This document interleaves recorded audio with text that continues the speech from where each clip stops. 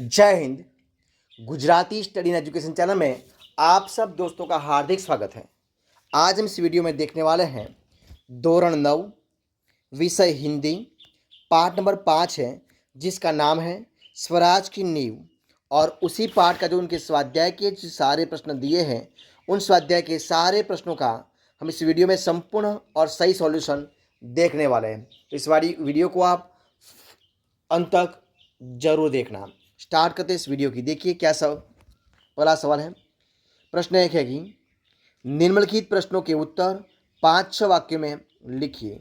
पहला सवाल है, मार्ग में हिमालय अड़ने, डरावनी लहरों के थपेड़े मारने, नाविकों के सो जाने से क्या अभिप्राय है? तो देखिए उनका आंसर आपके सामने ही रहा। क्या सवाल है?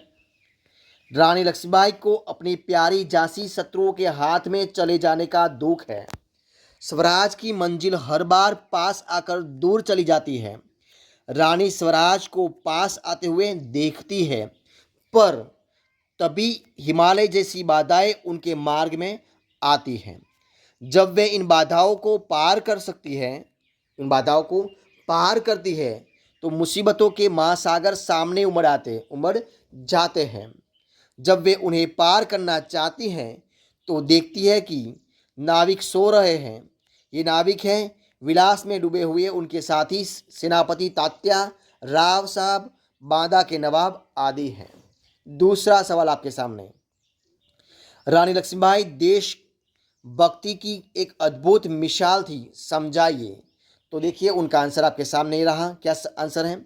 रानी लक्ष्मीबाई हमारे इतिहास का एक अत्यंत तेजस्वी चरित्र है। स्वराज ही उनका अंतिम लक्ष्य है। इसके लिए वे बड़े से बड़ा बलिदान दे सकती है। स्वराज की नींव बनने में ही वे जीवन की सार्थकता मानती हैं। उन्हें राग रंग से सख्त नफरत है। उन्हें यही चिंता है कि स्वराज के लिए लड़ रहे उनके सैनिकों की वीरता कलंकित न होने पाए। सचमुच रानी लक्ष्मीबाई देशभक्ति की एक अद्भुत मिसाल थी। अगला सवाल, स्वराज की नींव जो शीर्षक है वो कहाँ तक सार्थक है? प्रस्तुत एकांकी के लिए कोई अन्य शीर्षक दीजिए। तो देखिए उनका आंसर है आपके सामने रखता हूँ, ये रहा। देखिए क्या है, ये रहे कि सन 1857 का सैनिक विद्रोह भारत का प्रथम स्वतंत्रता संग्राम माना जाता है। उसमें झांसी की रानी लक्ष्मीबाई, जूही, मुंदर, तात्या टोपे, रामचंद्र तथा रघुनाथ राव आदि ने अपनी अनोखी देशभक्ति का परिचय दिया था। ये सब अपना बलिदान देकर स्वराज की नींव के पत्थर बने गए। बाद में इस एकांकी के पात्रों के न्याय, तपस्या और बलिदान की नींव पर ही भारत की आज़ादी की इमारत खड़ी हुई। इसलिए इस एकांकी का शीर्षक स्वराज की नींव बिल्कुल सार्थक है। इसके अन्य शीर्षक ये हो सकते हैं कि स्वराज की आधारशिला और आज़ादी के परवाने, ये शीर्षक भी हो सकते हैं। देखते हैं अगला सवाल। प्रस्तुत एकांकी में उन कथनों को छांटिए जिससे पता चलता है कि युद्ध की छाया में भी राव साहब वैभव विलास में डूबे हुए थे। तो देखते हैं उनका आंसर आपके सामने है, ये रहा। जूही, जानती हूँ महारानी, हम विलासिता में डूब गए हैं। मुंदर, विलासिता में डूबे हैं राव साहब, बांदा के नवाब सेनापति तात्या।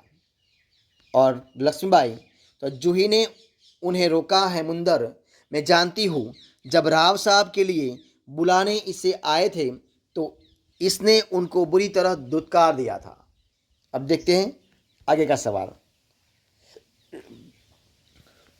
निम्नलिखित प्रश्नों के उत्तर 2-3 वाक्यों में लिखिए।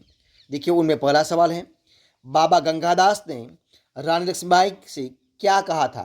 तो उनका आंसर है, बाबा गंगादास ने रानी लक्ष्मीबाई से कहा था कि समाज में छुआछूत, ऊंच नीच और विलास प्रियता के होते हुए हमें स्वराज नहीं मिल सकता। ये कहा था।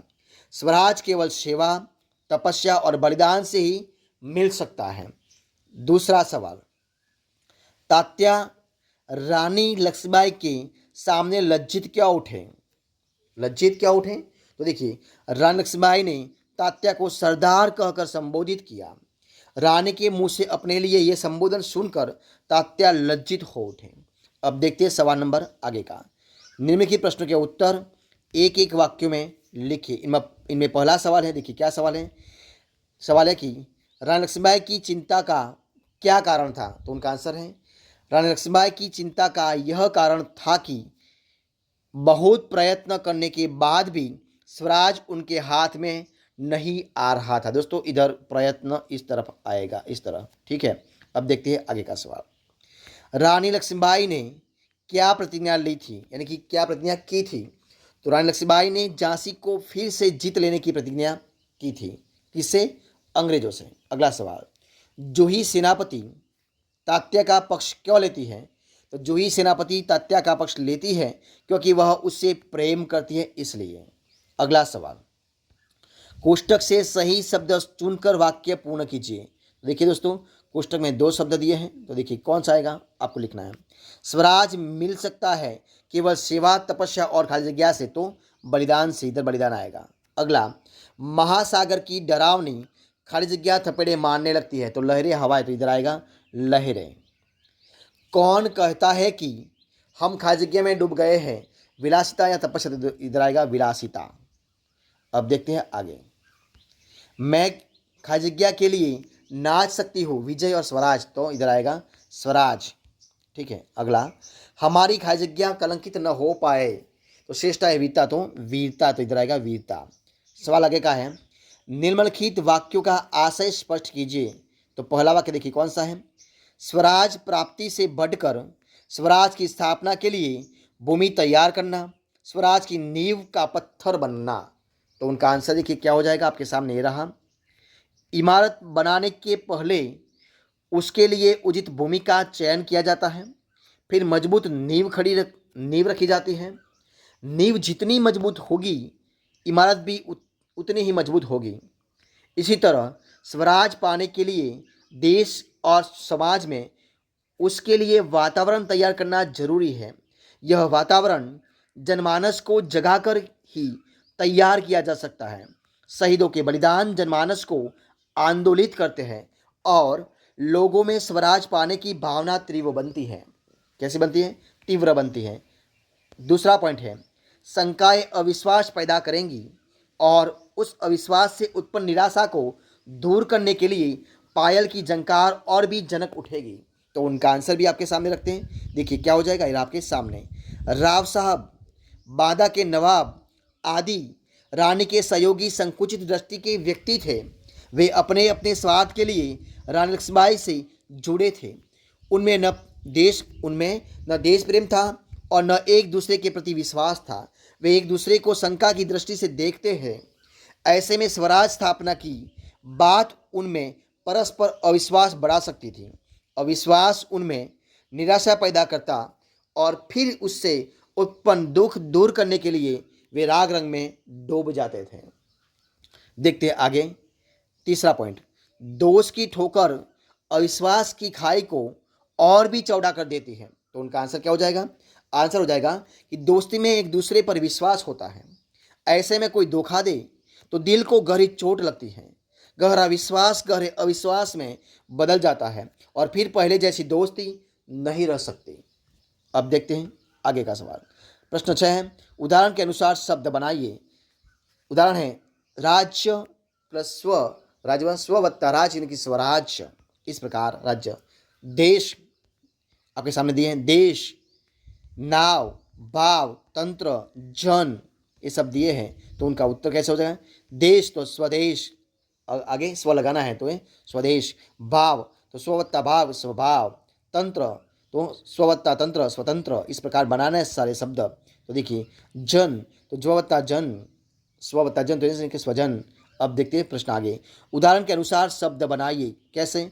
तो उदाहरण है, सुंदर तो सुंदरता सौंदर्य, तो इधर बनाया है। शूर तो शूरता, धीर तो धीरता, उदार तो उदारता, स्थिर तो स्थिरता। इस प्रकार शब्द बनाए हैं। देखिए, तो उत्तर इस प्रकार है, देखिए क्या है। तो शूर तो शूरता शौर्य, ठीक है। आगे, धीर तो धीरता तो धैर्य, उदार तो उदारता औदार्य, स्थिर तो स्थिरता स्थैर्य। इस प्रकार शब्द बनाए हुए हैं। तो दोस्तों इस प्रकार इधर हम इस वीडियो को ख़त्म करते हैं। तो अगर आपको मेरा इस वीडियो अच्छा लगा हो, पसंद आया हो, यूज़फुल लगा हो, तो इस वीडियो को आप लाइक कीजिए, कमेंट कीजिए, आपके दोस्तों में शेयर कर दीजिए। और लास्ट में आपने अब तक इस चैनल को यानी कि Gujarati study and education channel को सब्सक्राइब नहीं किया है तो उनको सब्सक्राइब कर लीजिए। और बगल में जो बेल आइकन दिया उनको भी आपको प्रेस करना है, यानी कि जब भी कोई नया वीडियो इस चैनल में अपलोड हो तो सबसे पहले आपको एक नोटिफिकेशन मिल जाएगा और सबसे पहले आप वीडियो देख सकेंगे। हमारे इस वीडियो को अंत तक देखने के लिए आप दोस्तों का मैं दिल से बहुत बहुत धन्यवाद करता हूँ। फिर मिलेंगे एक नए वीडियो के साथ, नए टॉपिक के साथ। तब तक बने रहें। जय हिंद, जय भारत, जय जय गरवी गुजरात। Best of luck.